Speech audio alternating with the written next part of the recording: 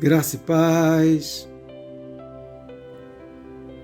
No versículo 23 do capítulo 4 do Evangelho do nosso Senhor Jesus Cristo, segundo João, a palavra fala: Mas a hora vem, e agora é, em que os verdadeiros adoradores adorarão o Pai em espírito e em verdade.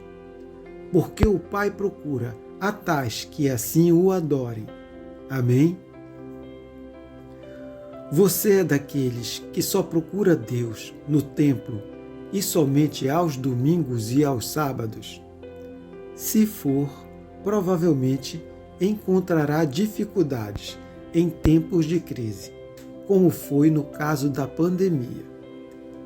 Mas saiba que Deus procura verdadeiros adoradores, aqueles que o adorem em espírito e em verdade. E o que é ser um verdadeiro adorador?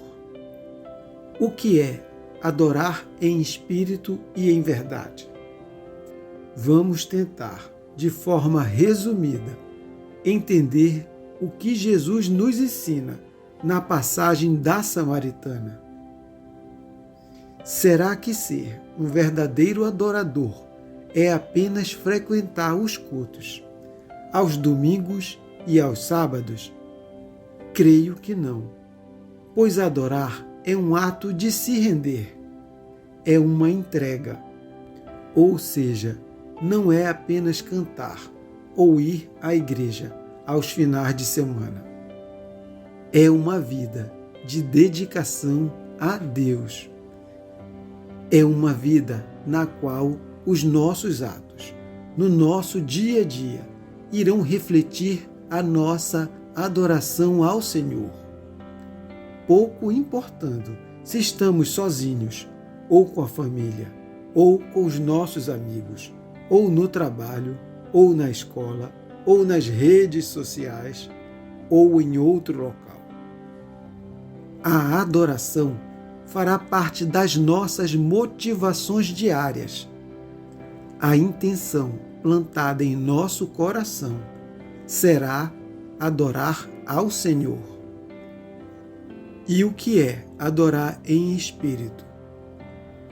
Na conversa com a samaritana, Jesus nos ensina que Deus é espírito e importa que os que o adorem em espírito e em verdade.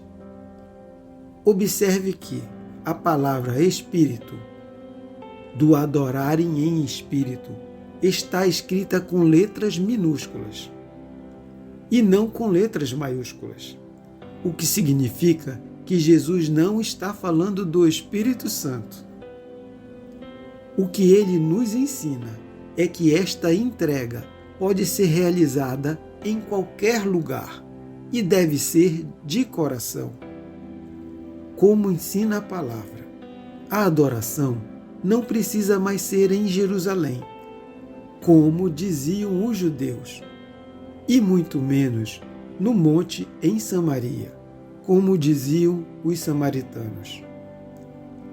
Assim, podemos procurar o Senhor em qualquer lugar, como, por exemplo, em casa, no trabalho, em uma igreja e em um hospital. Contudo, note que Deus não procura que o adoremos de qualquer maneira.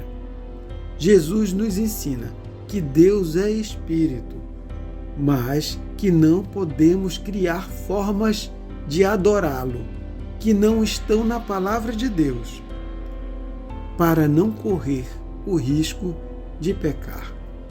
A exemplo, não podemos adorá-lo por meio de imagens, pois ele é espírito e importa que os seus adoradores o adorem em espírito. Assim, ele não possui expressão física alguma. Dessa forma, o Senhor deve ser adorado em qualquer lugar, com todo o coração, e sem que haja representação física, porque não existe nenhuma que expresse o seu caráter, a sua santidade, o seu amor, a sua sabedoria e o seu poder. Procurar em espírito é procurar com a mente, procurar de todo o coração. Como diz a palavra em Provérbios capítulo 4, versículo 23, sobretudo o que se deve guardar, guarda o teu coração, porque dele procedem as fontes da vida. E o que é procurar em verdade? A verdade é Jesus Cristo. Tudo o que o Filho de Deus nos ensinou é a verdade.